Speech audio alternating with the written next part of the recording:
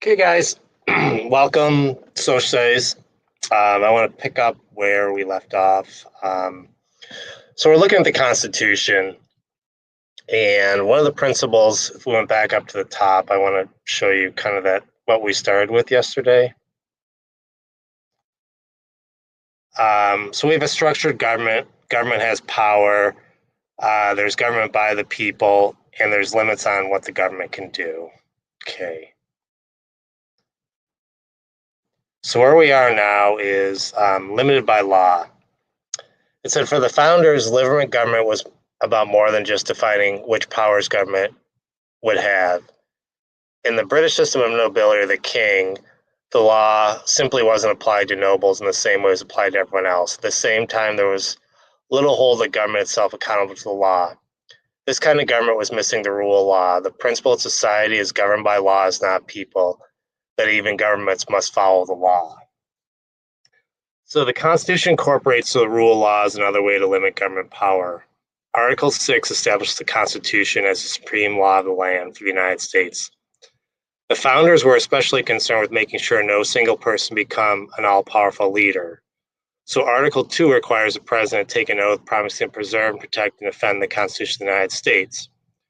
Article 6 also requires members of Congress, judges, and government officials at both the federal and state levels take an oath to support the Constitution.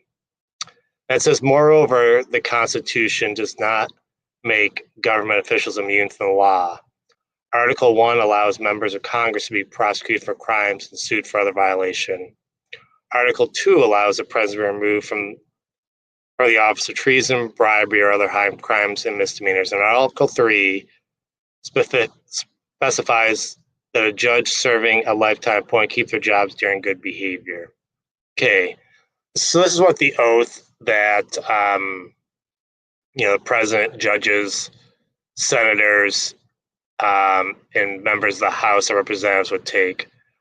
They say, I do with my name, do solemnly swear to affirm that I will support and defend the Constitution of the United States against all enemies, foreign and domestic, that I will bear truth, faith, and allegiance to the same, that I will take this obligation freely without any mental reservation or purpose of evasion, that I will well faithfully discharge the duties of the office on which I'm about to enter, so help me God.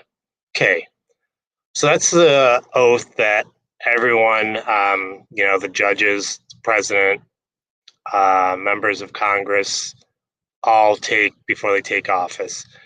And you guys are probably asking, well, it doesn't seem like everyone's doing that right now. And it is kind of true. People are kind of taking liberties with that right now. So, we talk about this. There's lots of examples of people not doing that.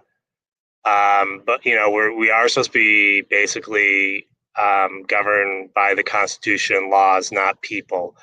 When you're governed by a person, that would be a king or a dictator. Okay, and that's why we formed our country.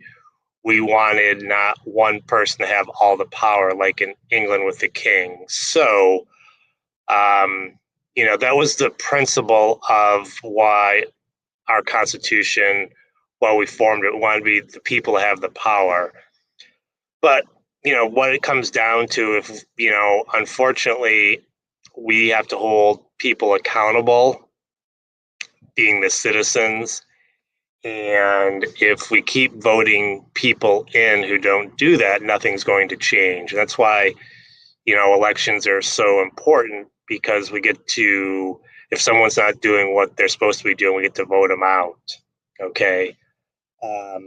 But if we don't vote people out, if people just keep electing the same old people, nothing really changes. And unfortunately, sometimes, that happens in our country. This last election, I think almost 160 million people voted.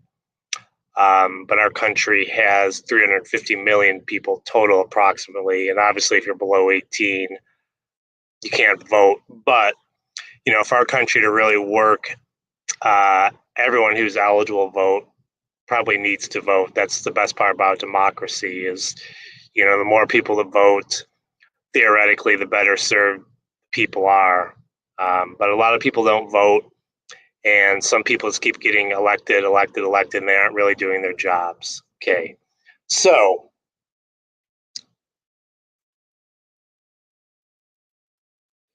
This is fail safe against tyranny. For the founders, the principal scribe so far still weren't enough protection against runaway power. They wanted to build protection of the structure of government itself. Having one branch of government hold too much power could be just as dangerous as having one person hold too much power. So they created three branches. The separation of power among independent branches of the government itself was another layer of security against concentrated power. The Constitution separates power according to the function. Article 1 creates the legislative branch, which has a lawmaking power. Article 2 creates the executive branch, which is empowered to carry out the laws that the legislative branch makes. In Article 3, the founders set up a judicial branch, which is the power to hear certain types of federal cases. Judicial branch also has the power to interpret the Constitution, which is called judicial review. So our Constitution set up the three branches: the executive, which would be the president, the judicial branch, which are the courts, and Article 1 is the legislative branch, which is the Congress.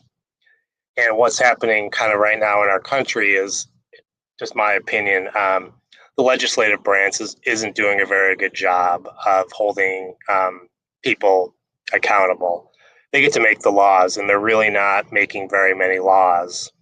And when that happens, sometimes the executive branch is the one doing all the lawmaking through like executive orders. And, for this to work, each branch has to keep up their end of the bargain. It's called checks and balances.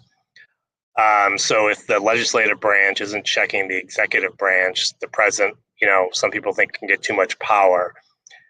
And that's why right now we're really stalled with these the coronavirus relief package, because Congress isn't able to pass a law. So that's really why, things are so stalled right now, because Congress right now really isn't doing their job. Okay. Unfortunately, that can happen. And that goes back to what I was saying. And if they keep getting elected, why would they? It's similar to us. If there's no consequences for something we do, we usually keep doing it. And I'll take an example, and this might be extreme, but if you keep robbing banks and never get caught, are you ever going to stop robbing a bank? Probably not. I'm not saying Congress is robbing a bank, or if you're always speeding, never get a ticket, you're probably not going to slow down. So until there's some consequences, and for, people like their job is to make laws and they get elected every 2, 4, or 6 years, if we keep electing them, they're not doing their job, there's not really any pressure on them to actually change. So, okay, this says fail safe against fail safe. But even separating power within the government was enough for the founders. What was to keep one of the branches from going crazy and grabbing all the power for itself? Another principle of checks and balances, which gives each branch the ability to restrain certain actions of other branches take. And the Constitution just shows up as one branch's action requiring approval from another branch. Article 1 requires the president's approval before a law passed by the legislative branch can actually go into effect. Article 2 requires the Senate's approval before a treaty the president makes with another country can go into effect. If the president commits a crime, Article 2 also allows the legislative branch to conduct a trial and remove the president from office.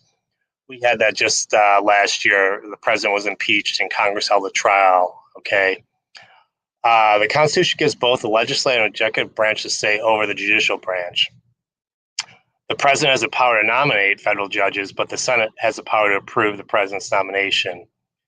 Between these fail-safes and all their principles, the founders hope the Constitution will protect Americans' liberty for all future generations. So this is web of principle. These are the principles related to each other. Draw lines between parts of icons, write another line, how these principles might be related, to connect as many principles as you can. Okay. So I'm just going to talk about, popular sovereignty. That's basically our right to vote. Okay. And what that does is we elect our leaders. Okay. And that's us, basically we're giving our consent to be governed. Checks and balances, that is really each branch, the executive, legislative, judicial, are supposed to keep the powers separated. Federalism, if you remember, that's the state has laws and the federal government has laws. Rule of law is basically, that's what kind of the Constitution that governs our country. Limited government, the government can't just basically make these laws because eventually, you have checks and balances, separation of powers. We can vote people out. That would be popular sovereignty. So all these are kind of principles of our Constitution. Okay. And this is it says bare bones Constitution. So Article 1, like I said, it creates a legislative branch. Article 2, that created the executive branch.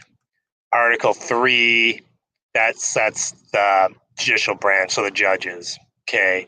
And you have Article 4, sets rules, relations among the states for admitting new states and guarantees each state will be a republic. Article 5 enables the Constitution to be amended. We have 27 amendments to our Constitution. We covered the first 10 in class. Those would be the Bill of Rights. Article 6 establishes the Constitution and other U.S. laws, supreme land of the law, superior to state laws. So what 6 means is always federal law trumps state law. So if you break a federal law, obviously that's the worst law to break. And the state can't say, well, that's not a law in our state. If it's a federal law, you know what, you can get prosecuted even if you do it in your state. So that part of federalism would mean a federal law always is more, I don't want to say important, but it trumps what the states say.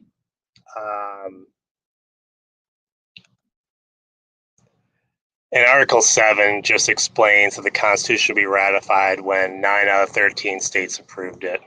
Okay. So the rest of this just kind of is a recap of that. What we'll do next time, you guys, we'll go over the amendments. Like we've talked about these in class, and most of you guys are familiar with the First Amendment: freedom of speech, freedom of religion, the ability to protest. Second Amendment, it's the one right to bear arms. So we will go through the first 10 amendments next class. But these first 6 articles really just have to deal with kind of how the power is really divided. And remember, we have federalism, so there are state laws and there are federal laws, but Article 6 basically says the federal law is supreme law of the land. So, for example, the one I can think of right now, and it's changing, with marijuana, that's still, it's against federal law to, possess it more than a certain amount, even though you might live in a state where they passed a law saying they've decriminalized it. A federal agent like a U.S. Marshal or the FBI could always come and they could still arrest you for doing it. They usually don't, but the federal government wanted to do that, they could. And that seems a little bit weird, I understand. They haven't really been doing that because so many states are passing laws. But if you look at the books, it's still a federal crime. So technically, you could still go to, like a federal prison for something that might be legal in your state. So that's where it gets there's a little gray area, but just keep in mind, federal law always supersedes state law. All right, that's it for today, you guys. Have a wonderful rest of your day, and we'll see some of you tomorrow. Take care. Bye.